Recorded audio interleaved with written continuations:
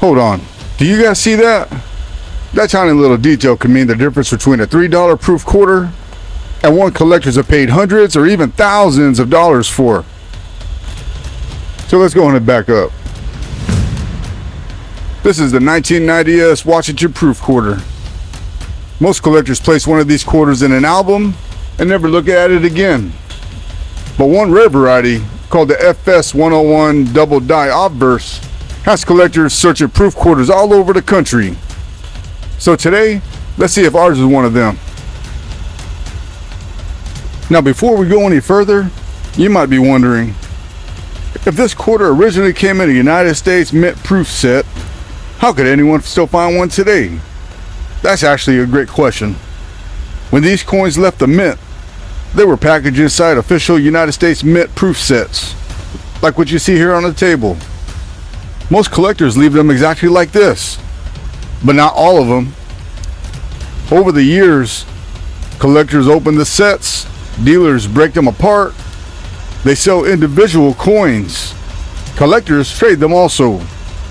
Families inherit collections, estate collections are sold, and yes, sometimes proof coins get even spent by accident.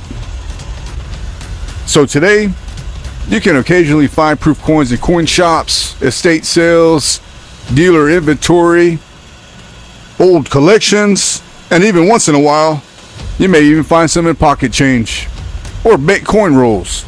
It's definitely not common, but it could happen. So never assume that a proof coin has stayed inside its original mint packaging, because after 35 years, these coins have traveled through many collections, and that's exactly why they're still fun to search for today. The first place we always start off with is the Red Book here. This tells us the history, the mintage, the specifications, and approximate values.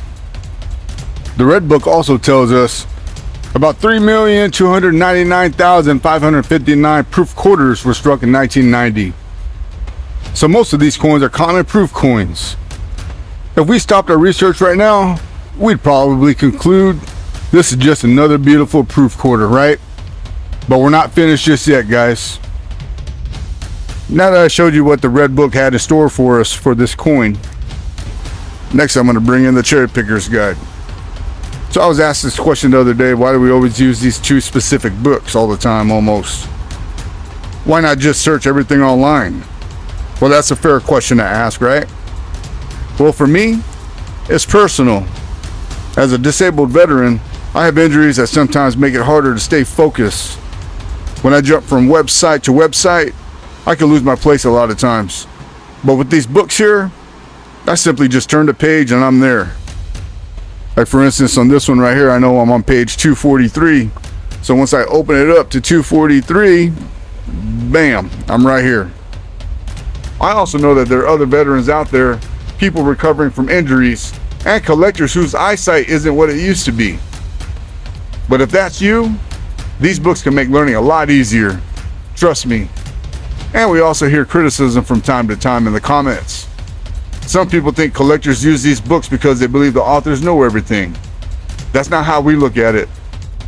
No single book, and definitely no single website, has every answer, and we know this. We use these books because they're trusted references that give us a solid place to begin. And then we compare what we learn with auction records and grading services, and other reliable sources out there. So for us, the Red Book teaches us about the coin, and the Cherry Pickers guide like this one teaches us about the different varieties out there. And then the microscope also helps us see if the coin matches what the book is teaching us. Now before we inspect our coin, I want to explain these ratings right here.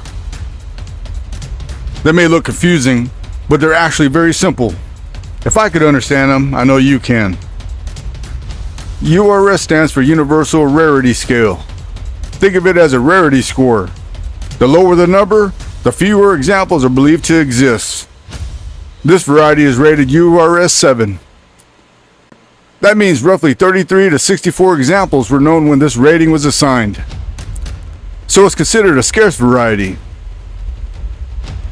This is the interest factor, 5. It doesn't tell us how rare the coin is though. but it does tell us how many collectors want it. I like to compare it to classic cars.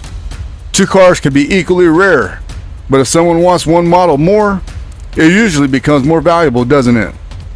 This variety has the highest interest rating, so collector demand is very, very strong on this one. The last rating here is liquidity, L4. That's simply how easy it is to sell. If collectors are actively searching for a variety, it usually sells more quickly. This one has a strong liquidity rating, so now we know how rare it is, how many collectors want one, and how easily it could be sold for. Now comes the best part. Time to inspect underneath the microscope. See, what we're going to look at first is the S. I want to see the mint mark to see if there's any doubling in that S. Let me drop it down some to get closer down to the S. We're going to see what the S looks like underneath the microscope and a little bit closer magnification down to it. And to me, it looks like a normal S. It looks pretty. There's no doubling at all. It's a regular S that you would normally see on any other San Francisco mint mark. All right, I'm going to move over to the date. Now we're going to, even though it looks super fine, super shiny, it looks like there's no scratches or anything, no blemishes or anything going on this coin. It would just be just a standard coin like your normal, like the other proof coins that are out there. It would just be a normal one. But we're looking for that double die on the obverse, which, looking at the 9 and the 0, I don't see no doubling at all. Looks real nice. Looks perfect. But no doubling at all, guys. Let's go ahead and check In God We Trust. And you see how super nice that looks. Look how pretty this coin is. All right, we're going to come on over. Let's go to In God We Trust.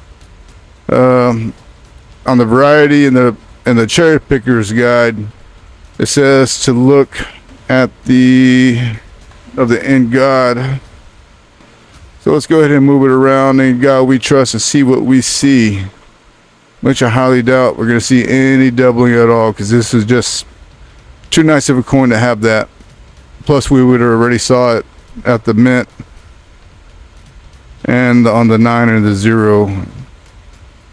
I'm not seeing the strong separation shown in the cherry pickers guide at all on this coin. So this appears to be the normal proof of variety, and that's perfectly okay with us, because the real treasure today was learning how to research it. And one last reminder, there's a difference between asking prices, price guide estimates, and actual auction sales. I always enjoy looking at auction results because they show what collectors are actually willing to pay for. Today wasn't just about finding a valuable coin. It was about learning how to research one. And that's what makes it so much fun for us. And before we go, I'd like to thank all our fellow veterans who are watching. Thank you for your service. My wife and I truly enjoy this hobby together. And we're grateful we get to share what we're learning with all of you. If you enjoyed today's video, please like, subscribe, and leave us a comment below. Thanks for watching the Coin Cabinet. And remember, let the books teach you. Then let the coin tell its story. We'll see you in the next one.